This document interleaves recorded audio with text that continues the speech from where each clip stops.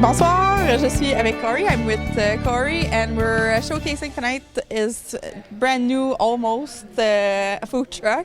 Donc ce soir, on avait un événement au musée et nous avions un petit aperçu de ce qu'il va y avoir dans le food truck de Corey cet été. Donc la boîte à lunch. Show again, lovely logo here. La boîte à lunch de Corey. Donc voilà. So tell us a bit about what's going on tonight. So tonight we're just kind of maybe showcasing a little bit what to expect from my food truck coming this summer. And the idea is fresh. As you can see kind of on the table here, we got some nice tacos, marinated pork, pulled pork sandwiches, and a nice Mediterranean style chicken with pita bread. So the idea was to go something a little different that's maybe not quite offered in town, and just fresh basically. So it was awesome. So this was also a pre-show thing. We have a guitar show tonight. Donc ce soir, on avait un spectacle de guitare au musée et avant, on avait un petit 5 à 7 preview pour essayer un peu les mets que Corey désire faire cet été. Donc, ce qu'il dit, c'est qu'il veut se tenir loin un petit peu de ce qui est peut-être offert sur le marché déjà. Donc, des choses fraîches. Ce soir, ce qu'il y avait au menu, il y avait un petit burger de poulet, de porc effiloché avec une petite salade de choux. Ensuite de ça, un taco au poulet, au porc, excusez, avec une petite salsa à l'ananas.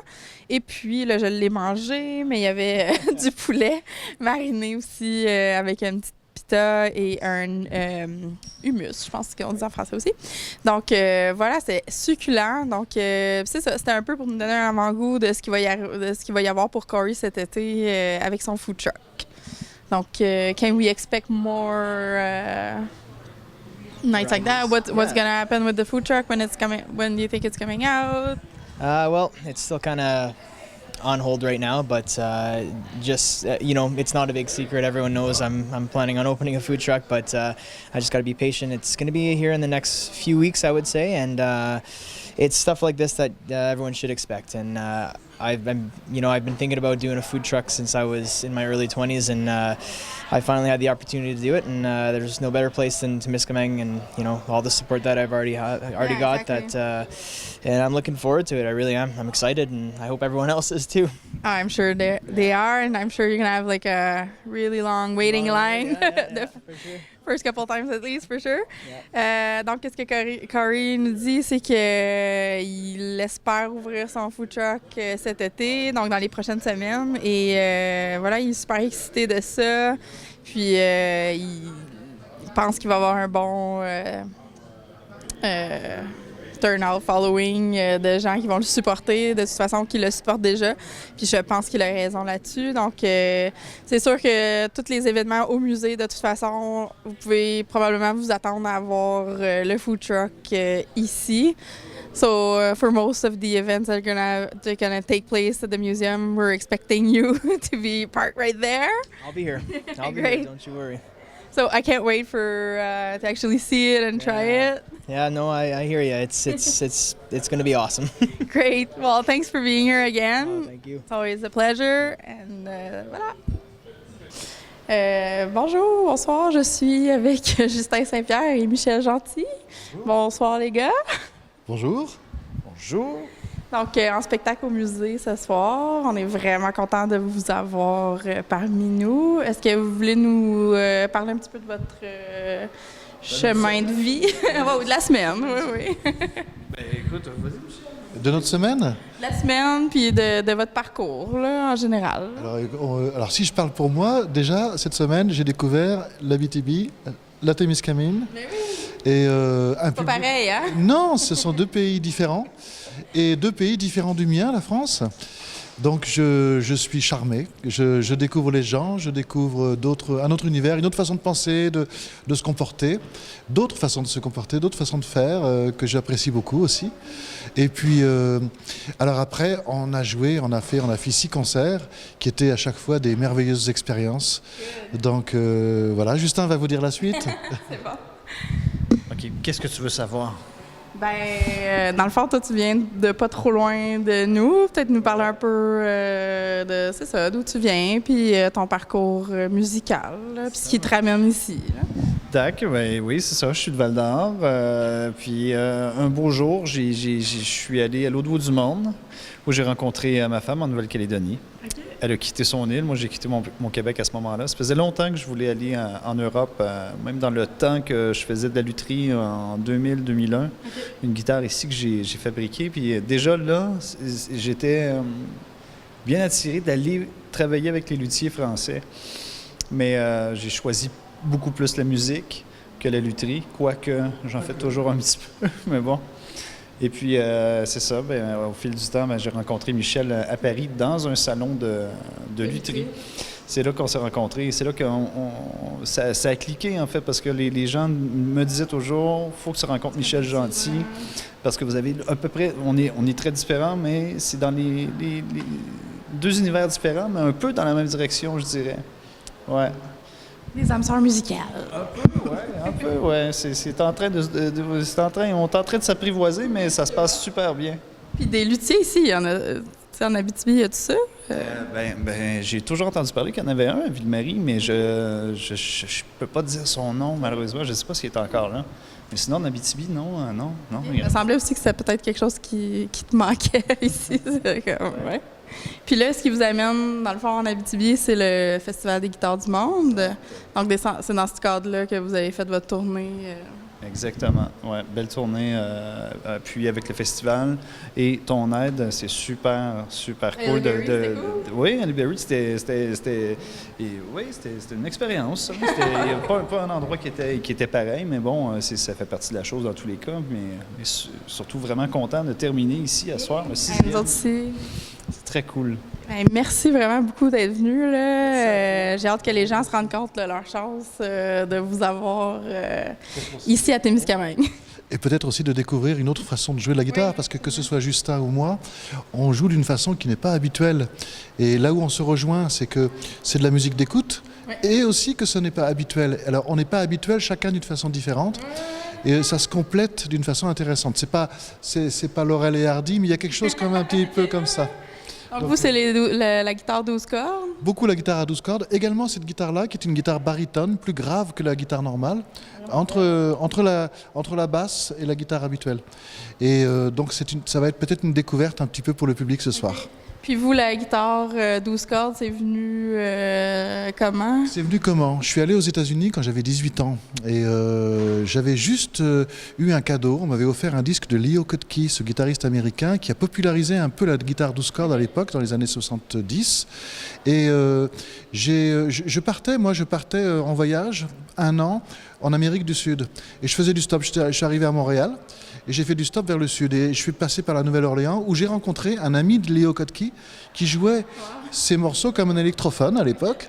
Et j'étais fasciné. Il m'a dit, écoute, si ça t'intéresse la guitare 12 cordes, tu t'en achètes une, tu restes auprès de moi un petit peu. Puis après, tu iras faire la manche à San Francisco, tu gagneras plein d'argent.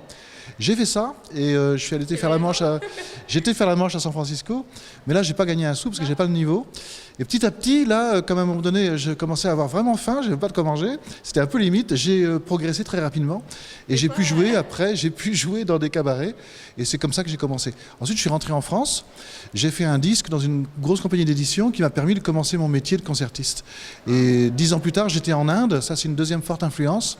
Et après, pour parler un petit peu de mon style de musique, c'est un mélange un peu à ma manière. Mais j'ai découvert la guitare 12 cordes effectivement aux États-Unis. Et il se trouve qu'on est très peu nombreux à l'utiliser comme instrument de soliste. Il y a des centaines de milliers de gens qui ont joué la guitare à 12 cordes comme une guitare 6 cordes. Et en fait, il ne faut pas la jouer comme ça, il faut la jouer comme une guitare à 12 cordes. C'est pas tout à fait pareil et on n'est pas très nombreux là-dessus. Alors j'essaie de faire connaître ça. Voilà aussi. Ah, ben, j'ai bien hâte de voir ça. Puis toi, tu as un style qui est à toi, dans le fond, que tu maîtrises vraiment bien, qui est le fingerstyle. Oui, le fameux terme. Oui, tout à fait. Le fameux terme fingerstyle, c'est ça qui était popularisé beaucoup plus par les Américains, mais à l'époque, ça s'appelait du New Age. Donc, tu vois, oui, carrément. Un des pionniers dans ce style-là, c'était Michael Hedges, qui était littéralement une légende encore aujourd'hui. Tout le monde parle de lui dans le monde du fingerstyle partout sur la planète. Tu sais. Mais à l'époque, c'était, ceux qui écoutaient c'était underground, le New Age, ça a fait peur un peu à plusieurs personnes. Tu sais. Mais bon, ouais. Et puis bon, moi j'ai découvert ça très tardivement, mais j'ai toujours eu une fascination pour la guitare acoustique, prime abord, même quand j'étais dans mon adolescence, grunge metal, l'acoustique était toujours super présent, puis bon, sur le tas, tranquillement, je me suis mis à explorer l'instrument, et c'est là que quelqu'un me dit « Hey, tu connais-tu un tel? » Et ça donnait que c'était du fingerstyle. Et après, du côté de l'Ontario, à Kingston, il y a le Canadian Guitar Festival, qui est une super belle compétition que j'ai fini par gagner en 2013 parce que je suis allé souvent. Mais c'est là qu'on s'est tous rencontrés partout, des guitaristes partout autour de la planète. Puis depuis, c'est ça. Ouais. Wow! Ça aussi, j'ai hâte de voir ça live. J'étais allée voir quelques vidéos, là, mais vraiment hâte de découvrir ça. Ce qui est super ce soir, c'est qu'on n'est pas sonorisé. Il y a un super acoustique ici. Très écho. Ouais, non, mais c'est super. Ça projette très bien. Donc, c'est encore plus trippant de terminer sans être branché. Juste le plus pur possible. Ça s'y est pas à tous les styles, là. Quand on reçoit des petits bands plus rock, justement, là, ils disent « Oh boy, ça va être difficile aujourd'hui le son, là, mais oui. Juste comme ça va être parfait. Super. Ouais. Mais merci encore à vous deux. J'ai vraiment hâte de vous entendre, puis j'espère que ce ne sera pas votre dernier passage dans notre région. Non, on va revenir. Ça, c'est clair qu'on revient. Je vais m'en rappeler. Oui. On va revenir te voir. Merci. Justin Saint-Pierre et Michel Gentil vont vous présenter le spectacle sur les plus belles guitares du monde. C'est vraiment des instruments incroyables qu'ils ont avec eux là. On est venu spécialement de France pour vous voir ce soir.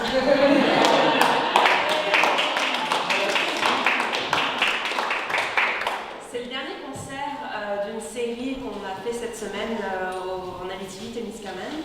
C'était vraiment une semaine incroyable. On a eu un public merveilleux, des places vraiment super. Donc c'est le dernier concert, donc soyez à la hauteur des autres. Donc Justin Saint-Pierre, il est originaire de Val d'Or. Il a gagné plusieurs concours de guitare et aujourd'hui il habite en France et il donne des concerts un peu partout dans le monde. Michel Gentil, c'est son invité pour cette tournée. Michel, il a 40 ans de carrière derrière lui. C'est vraiment un grand guitariste, c'est un maître de la 12 cordes. Il ne joue pas que ça, mais c'est vraiment un spécialiste là-dedans. Voilà, j'ai tout dit. On remercie quand même le Festival des guitares du monde pour nous avoir aidé à faire la promotion de cette tournée. Et puis le musée aussi pour nous accueillir. Je vous souhaite une très belle soirée. C'est ça, on est arrivé, la voiture est pleine de matériel, de fils, d'amplis, de ci, de ça, et il y a tellement d'acoustique intéressant ici qu'on s'est dit on fait le dernier pur. C'est super. C'est rare que ça arrive. Je dis pur, j'ai quand même un petit appareil derrière ici. J'en parle. Parlons-en. Ça s'appelle un Tone Wood Amp. Ce que ça fait, c'est que le truc est aimanté, il a fallu que je pose des aimants dans la guitare, et c'est branché dans ce pick-up-là ici. Parce que ça fait en sorte que c'est comme si j'avais un petit ampli, ça monte le volume un petit peu, ça me donne une texture. Moi, ça fait 2 ans que je l'ai, puis je peux plus m'en passer. Je joue environ 5-6, et après je laisse la place à Michel. On va vous en mettre plein les oreilles. Ça va être super. C'est le dernier. J'ai trouvé quelque chose en pratiquant tantôt. Je vais essayer de refaire ça comme introduction. Puis ensuite, je vais faire une vraie pièce. Puis je vous reparle éventuellement. C'est sûr. Merci d'être là. Merci d'être au dernier. Bonne chance.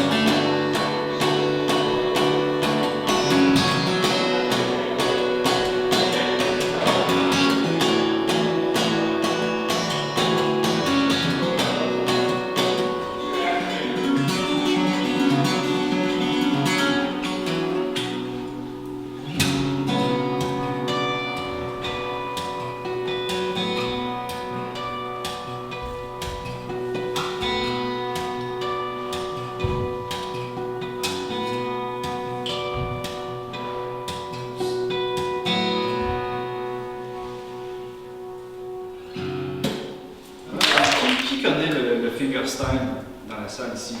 1, 2, 3, 4, 5.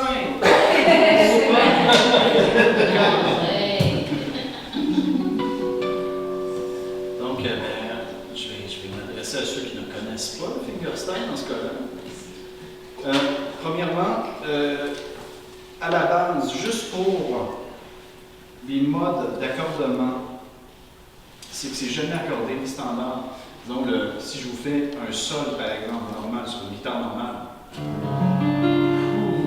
vous voyez, c'est toujours d'explorer vraiment les tensions de cordes, donc on rechange, on tout rechange, les positions rechange, et bon, bref, c'est beaucoup, c'est ça, c'est de l'exploration, ça m'a pris du temps la première fois, juste quand j'ai trouvé mon premier qui m'intéressait. Ça m'a pris 1 an comme reconfigurer tout mon cerveau. J'ai arrêté de jouer tout ce que je jouais. Donc, si jamais on fait un jam, puis que vous êtes accordé normal, puis qu'il faut que je joue normal, ça marche pas. Ça fait 10 ans que c'est comme ça. Donc, il y a ça. Donc, vous allez me voir changer une corde, 2 cordes, 3 cordes parfois. Et le but dans le fingerstyle, c'est de faire les basses, les mélodies et parfois les percussions en même temps. Ceci dit, c'est clair. Il y a des questions? Celle que je viens de vous jouer, elle s'appelait Commanda. C'est la première de mon 2e album qui est dédié vraiment à la région minière de la Lituanie, où j'ai grandi. Qui s'appelle La Fin. Je vais en faire une 2e sur cet album-là, profiter parce que je suis accordé justement dans ce même mode. C'est une pièce qui s'appelle Le Loup. Et qu'est-ce que Le Loup? Le Loup, c'est mon premier voyage que j'ai fait dans la vie. Ça fait pas tant longtemps, hein. Je l'ai fait en 2010, mon premier voyage. Et voilà, vous allez entendre un peu la première impression. C'était en France que j'étais allé à cette époque-là. Et puis vous allez entendre un peu mes premières impressions, parce que c'est comme ça que je compose. C'est vraiment les paysages, les gens, c'est tout ça qui m'influence musicalement. Alors voici Le Loup, qui est plus tranquille. Aussi.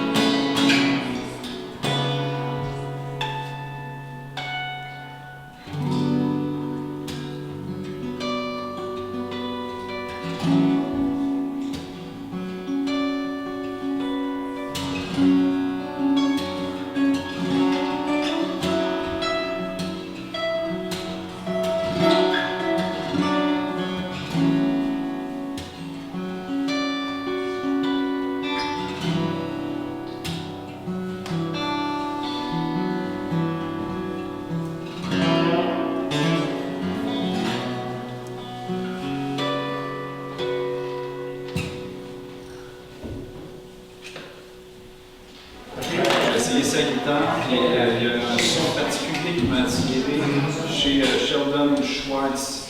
Sheldon, lui, est à Loreto, à 1 heure au nord de Toronto. J'en ai rencontré des dizaines de luthiers dans la vie.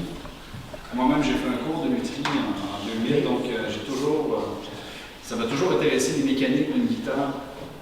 Et puis quand j'ai essayé la guitare d'Éric Mongrain, je l'avais rencontré Sheldon. Je suis allé avec lui, on a choisi le bois partout.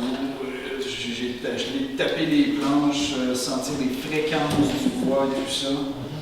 Et puis, il a accepté de m'en faire une. Ça prend environ... présentement, Sheldon, une liste, ça prend 5 ans avant d'en avoir une. Je peux dire à quel point il a une bonne réputation. C'est quelqu'un d'extraordinaire. C'est quelqu'un qui est vraiment à l'écoute du musicien. C'est pas le cas de tous les luthiers, mais quand même de la plupart, parce que c'est le côté qui est le plus important, bien sûr. Mais Sheldon, dans les moindres détails, les petites flèches, c'est dans des symboles, bref. Ça s'appelle The Arrow, c'est le nom de la guitare. Donc il l'a construite, ça a pris 1 année. Là maintenant, elle a 5 ans, mais c'est le meilleur instrument que j'ai eu de toute ma vie. Il y a un instrument de guitare, ça grandit avec le temps, donc dans 10 ans, ça va être encore plus monstrueux. Elle est faite pour vivre plus longtemps que moi, il faut en prendre soin, on s'entend musicalement. Se trouve sur mon dernier album. Présentement, je suis en train d'écrire le 4e album que j'enregistre cet automne. Le 3e album, c'est quand j'ai quitté l'Abitibi pour Montréal, une seconde fois. Mais ce que j'ai fait comme exercice à partir de ce moment-là, ça m'a pris 5 ans d'écrire cet album. Ce que j'ai fait comme exercice, c'est d'arrêter d'écouter de la musique au quotidien et vraiment d'essayer d'entendre la musique qu'il y a autour. Parce que la musique est partout, comme vous le savez sûrement. Ici, il y a une super musique. Hein. Dans votre coin, c'est magnifique. Il y a des vibrations partout, il y a des fréquences partout, il y a de la musique partout. Il faut juste être attentif à tout ça.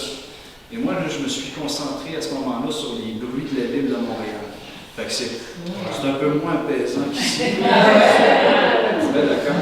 Différentes musiques. Mais c'est ça. Puis je l'ai fait à 80%, c'est Montréal. Pas mal Montréal à 80% l'album. Et le reste, c'est la Nouvelle-Calédonie. Parce que vers la fin, j'avais terminé, bref, je pensais que j'avais terminé d'écrire tout l'album. Et à ce moment-là, j'avais un frère qui habitait la Nouvelle-Calédonie, qui travaillait dans les mines, qui m'a invité à aller là-bas. Vous savez c'est où la Nouvelle-Calédonie? Non? Vous avez l'Australie sur votre côté. OK, l'Australie, vous avez la Nouvelle-Zélande et c'est une petite île qui a 500 km par 56 km. C'est de là d'où vient ma femme, parce que c'est là que je l'ai rencontrée. Et puis, c'est ça, quand je suis arrivé, je vais toujours me rappeler, je suis parti, moi, en plein mois de février.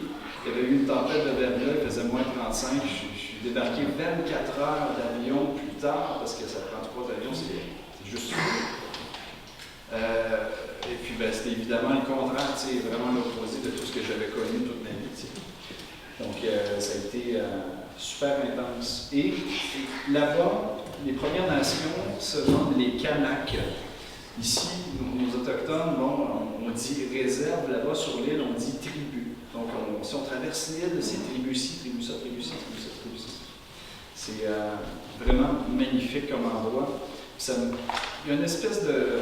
C'est rempli de nickel, la Calédonie, on sent, quand on est en Abitibi, il y a un certain magnétisme avec les métaux, et c'est normal. Et en Calédonie, c'est un peu similaire, vraiment.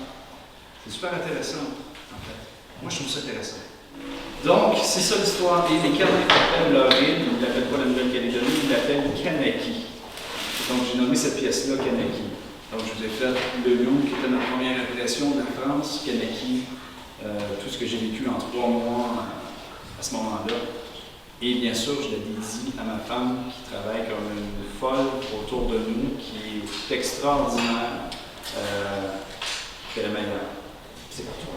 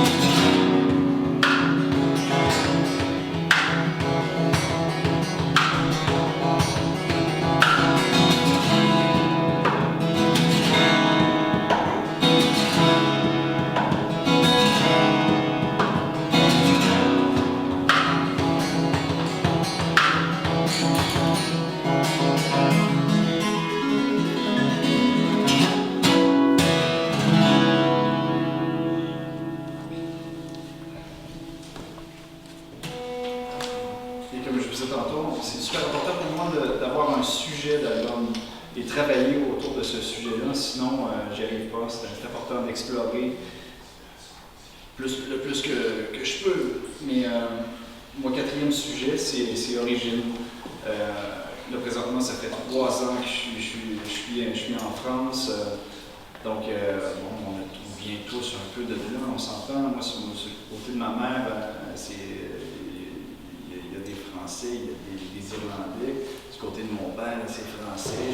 Bon, bref, il y a toutes sortes de mélanges. Même, il y a un de mes frères qui a fait décoder son ADN. Partage le mien, c'est pas le faire peur. C'est déjà ça. Mais il a fait décoder son ADN et le plus loin qu'on va retourner dans l'histoire, c'est une guerrière viking qu'ils ont trouvé en quelle année? En 97, je pense, ils ont trouvé cette guerrière-là qui était enterrée avec ses chevaux. C'était une, je ne sais pas si vous avez vu la série Viking, là, mais c'était une lagada, genre. Donc, faites attention, vous autres. C'est encore une histoire de la Nouvelle-Calédonie. À un moment donné, on marchait vers le sud de l'île et on est arrêté devant un arbre immense, un arbre qui avait 40 mètres de haut environ, 2,5 mètres de diamètre. On les appelle les grands carolus. Ils sont généralement situés en Nouvelle-Zélande, mais lui il était là, il avait resté là. Et bref, ça m'impressionne beaucoup les arbres. J'ai un amour particulier pour les arbres parce qu'évidemment, il y a une guitare, c'est des parties d'arbres, c'est des parties d'arbres qui sont immortalisées puis qui se joignent à vous. Donc c'est ouais, voilà, ça me parle, c'est comme ça. Donc je l'ai appelé Kaori, c'est ma dernière. Merci de vous avoir déplacés, merci de votre écoute. Merci beaucoup à Marie-Pierre Vaniquette qui a travaillé très fort pour tout ça, on peut l'applaudir. Et évidemment, mon ami Michel Gentil, c'est la première fois et qu'on traverse l'Atlantique ensemble et ça va être un énorme plaisir de poursuivre ça. On poursuit en France. Je te laisserai en parler, tiens. D'accord. T'en parles. D'accord. Et c'est des belles aventures, puis tiens, je te l'offre celle-là à toi. Ça marche. Tu vas tout le monde. Parfait. Ça marche.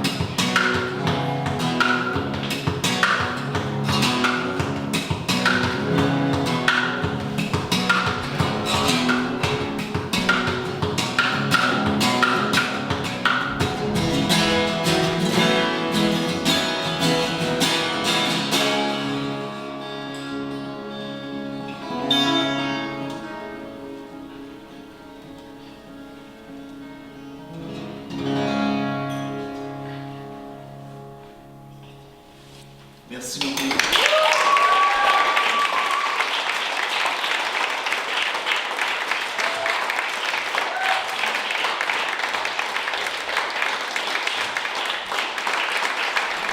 Et la première, elle s'appelle la Madeleine.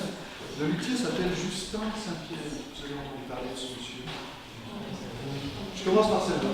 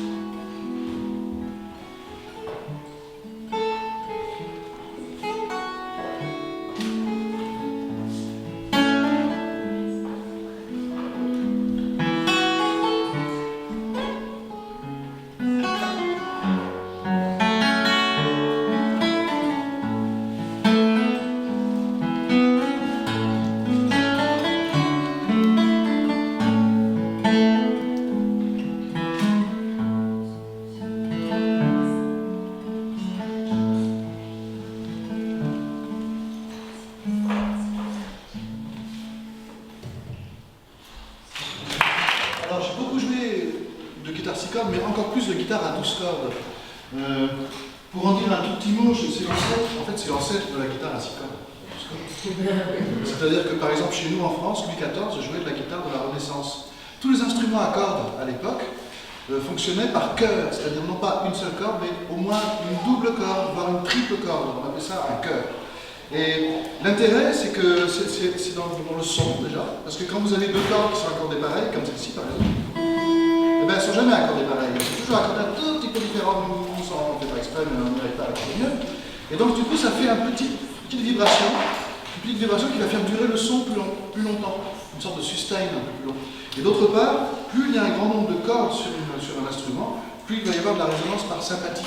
Vous savez, la résonance par sympathie, c'est celle qui existe entre les humains, et qui, il faudrait que ça revienne encore un peu plus fort aujourd'hui. Quand on joue une corde, par exemple, si je joue une corde qui est accordée en Mi, et que j'en ai une autre qui est accordée en Mi, la deuxième, sans que j'y touche, elle va résonner toute seule. C'est la résonance par sympathie. Alors, plus il y a un grand nombre de cordes, plus il y a de résonance par sympathie. Donc, ça fait un instrument qui sonne plus joliment que si on enlève, si on met une seule corde à la fois. Alors ça, c'est ce qui fascine les joueurs de 12 cordes, c'est la sonorité. Mais il y a autre chose qui est intéressant, et assez méconnu finalement. Quand on joue la 12 cordes, en général, on a déjà commencé à faire de la 6. Donc on applique des morceaux qu'on connaît sur la 6 sur la 12. Et là, erreur. Parce que sur la 12 cordes, vous avez deux cordes ici sur chaque doigt à chaque fois quand même. Vous appuyez donc plus fort, c'est plus dur. Et il ne faut pas faire ça, parce qu'on se fatigue exagérément la main gauche. Alors, on choisit les cordes. Je vous disais, les deux sont accordés pareil, mais c'est de là, oui, c'est de là aussi. Mais pas les autres. Les autres sont accordés à l'octave au-dessus. Et il y a 4. Celle-là. Et celle-là. 4 nouvelles cordes par rapport à la 6, ce qui fait qu'à la main droite, on va pouvoir combiner non pas 6 cordes entre elles, mais 10. Ce qui est beaucoup plus. Plusieurs zéros de possibilités en plus. Donc, ça c'est intéressant par rapport à la 6 cordes. Et donc, ce qu'on va faire, on va utiliser autant que possible ces cordes-là, beaucoup de cordes à vide, à gauche, ça va sonner mieux comme ça. On va simplifier un petit peu la main gauche, on ne va pas faire de barré, c'est trop difficile, c'est pas la peine de faire des barrés sur le 12 cordes. Moi j'en fais jamais, c'est pas compliqué, j'en fais jamais. Et ça fait 40 ans que j'ai cet instrument comme instrument principal. Ce qui est bizarre, c'est qu'on obtient ainsi, on ouvre un nouvel univers et on rend l'instrument jouable. Donc ce qui est bizarre et ce qui me surprend le plus, c'est qu'il y a des dizaines de milliers de gens qui ont joué la 12 cordes et on est 4 ou 5 dans le monde à faire des concerts avec la guitare à 12 cordes en soliste. Et même je suis le seul à faire ça principalement. Il y a un collègue qui s'appelle Chris Proctor aux États-Unis qui tourne dans le monde entier. Alors lui, il prend, voilà, il est génial ce monsieur. On a fait une tournée ensemble en Europe il y a 2 ans. Ouais. Et il a le sourire qui va jusqu'à l'oreille, ça c'est génial. Et il utilise, seulement il a emmené surtout sa 6 cordes, parce que quand on est en avion, en train, après, je sais pas comment, il est impressionnant. Et donc, bref, mais il n'emmène pas 2 guitares, donc il fait quand même plutôt 6 cordes. On s'est rencontrés, je lui ai dit, ah, j'ai entendu que tu avais fait un DVD où tu parlais de ces techniques un peu. Il m'a dit oui, je lui ai dit, il faudrait que tu fasses une association. Il m'a dit, ça va être difficile parce qu'on est que 2. Pour faire une association, il faut au moins 3 personnes. Il ne connaît pas plus de monde que moi à utiliser cet instrument comme instrument de soliste. Il y en a quelques-uns, il n'y en a pas une dizaine qui font des concerts avec ça. C'est quand même vraiment rare. Donc profitez-en.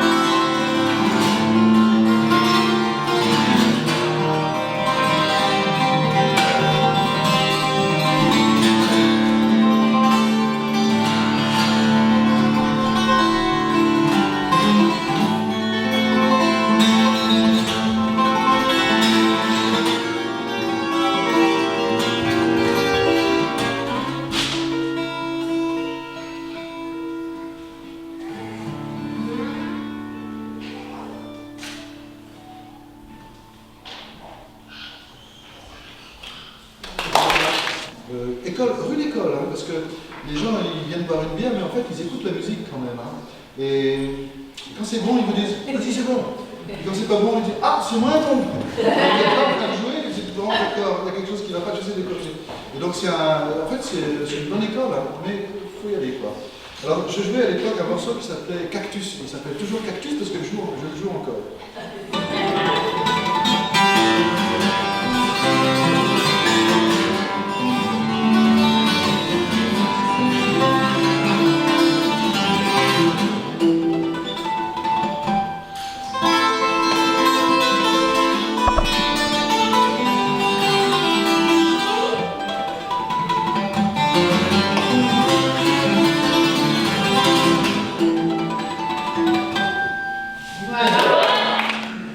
Alors je vais changer d'instrument, je vais passer à une guitare plus grave, une guitare baryton. Vous savez, comme le sax baryton, c'est plus grave que le sax ténor. Eh bien, ça existe aussi version guitare. Alors c'est pas très courant et ça change le son, c'est un son plus chaud, plus doux. Le sustain est beaucoup plus long, ce qui fait que ça inspire autre chose, quoi. Ça inspire d'autres ambiances. Et moi, ça m'inspire des choses douces. Alors un morceau doux.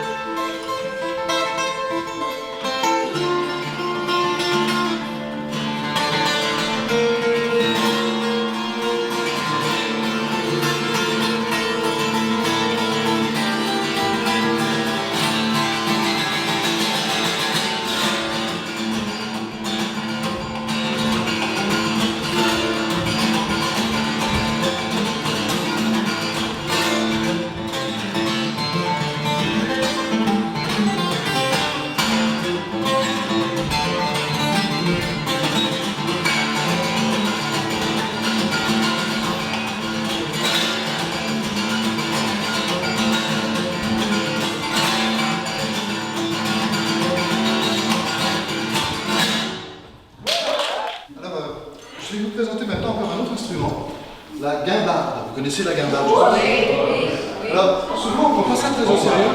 Et on a bien tort. Oui, une bombarde. Ouais. Alors, c'est un ressort, c'est un instrument qui date de la préhistoire en fait. Ça existe en Afrique, en Asie, on retrouve des traces de guimbarde. Les Gaulois jouent de la guimbarde, on a appris ça il y a une dizaine d'années. Alors, c'est tout petit la guimbarde, c'est juste un ressort.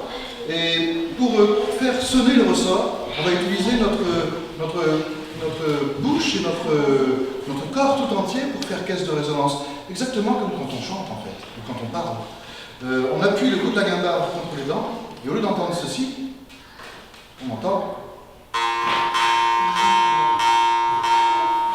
Alors maintenant, moi je vais jouer, et on joue quand on joue de la guimbarde avec plusieurs notes en même temps. Et il y a toujours une note de base. Par exemple, pour celle-ci, c'est.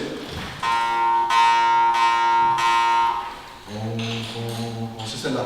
Maintenant, je vais jouer avec une deuxième note en même temps que celle-là. Donc deux notes en même temps. Je crois que vous allez reconnaître la mélodie que je vais faire. Même les enfants, ils la connaissent par cœur.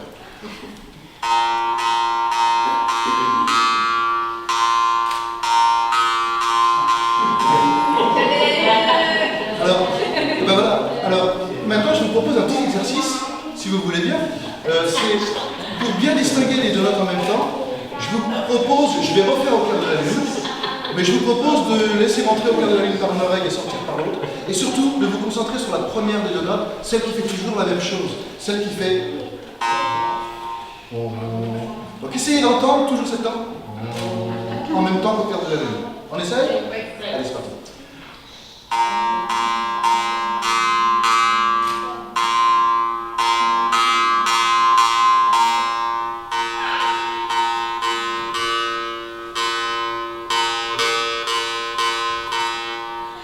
Tu y arrives, Justin? Oui.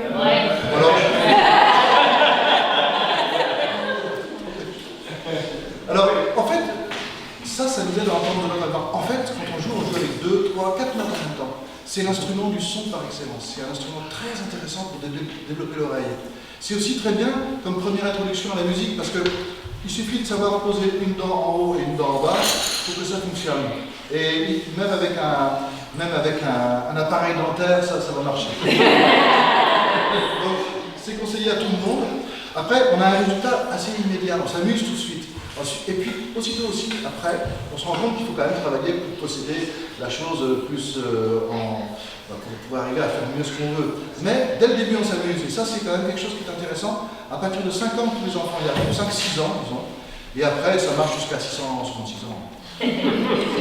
Alors, la guimbarde la plus bizarre que j'ai, je commence par elle. Elle est vraiment bizarre quand même. Hein.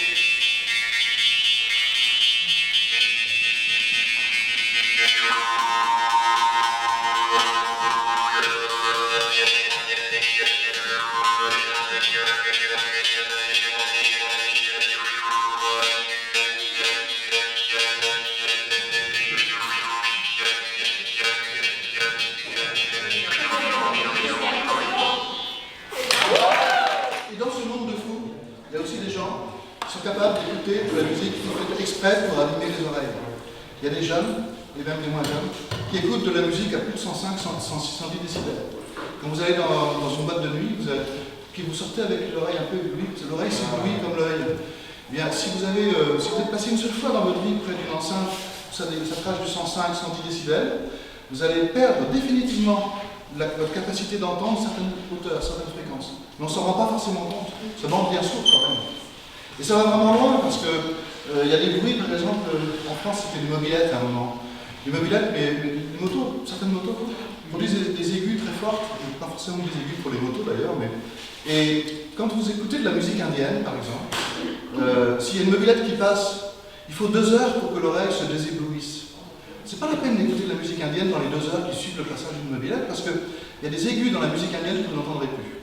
Le temps que l'oreille se réhabitue, et s'il y a une deuxième mobylette qui passe 2 heures après, c'est votre. Alors,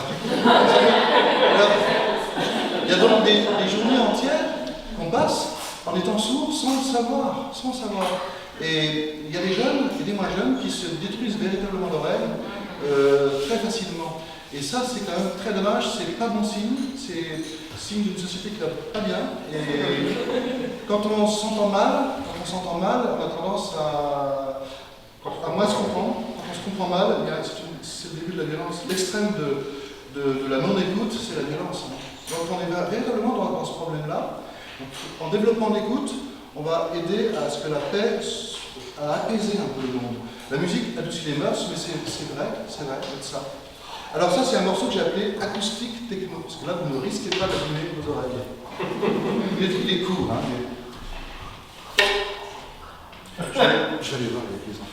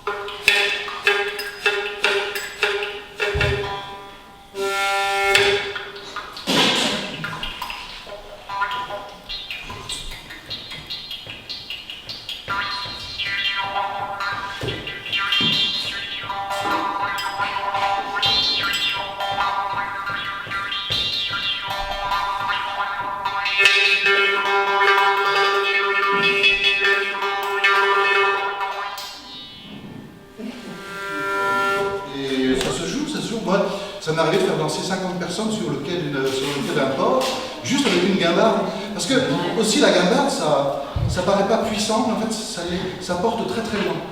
Par exemple, si vous êtes sur le côté d'une rue, vous avez une voiture qui passe, eh bien, la personne qui est de l'autre côté de la rue ne va pas distinguer que c'est une guimbarde, mais elle va entendre par-dessus ou à travers le bruit de la voiture, quand même, entendre qu'il se passe quelque chose de bizarre. C'est la guimbarde. Pour terminer, je vous propose un morceau de musique qui représente la mondialisation telle que je l'aime. C'est-à-dire notamment celle des humains, notamment celle des artistes en particulier, des gens de la préhistoire qui parcouraient des milliers de kilomètres, qui étaient des grands voyageurs en fait, beaucoup d'entre eux. Et les cultures se mélangeaient, il y a des influences musicales, puisque nous on voit les musiciens, on voit bien. Par exemple, il y a un instrument qui existe en Irlande, comment ça s'appelle ça? Je ne sais plus le nom irlandais, c'est pas grave. Et il y a pratiquement le même au Maroc. C'est une culture très différente, très éloignée. C'est pas éloigné pour vous, la distance, ça va vous faire rigoler, mais enfin, pour nous c'est loin. Et du point de vue culturel, c'est vraiment très éloigné. Eh bien, ils ont le bendir, c'est exactement la même chose.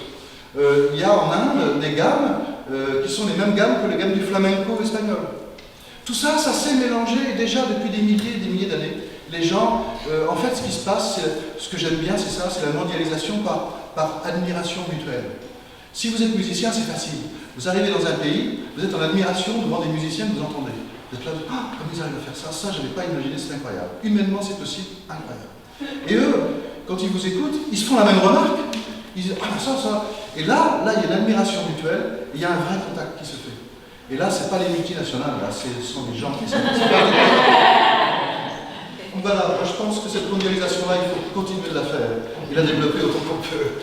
Alors, le morceau que je vais vous jouer, je l'ai appelé flamenco indien. Flamenco indien. Un jeune, mais grand, déjà. Petit par la taille et grand par la précision du travail. C'est ça en fait. Ah, je vais commencer avec ça ici. Un petit aimant qui va faire vibrer les cordes sans que j'y touche. Au début.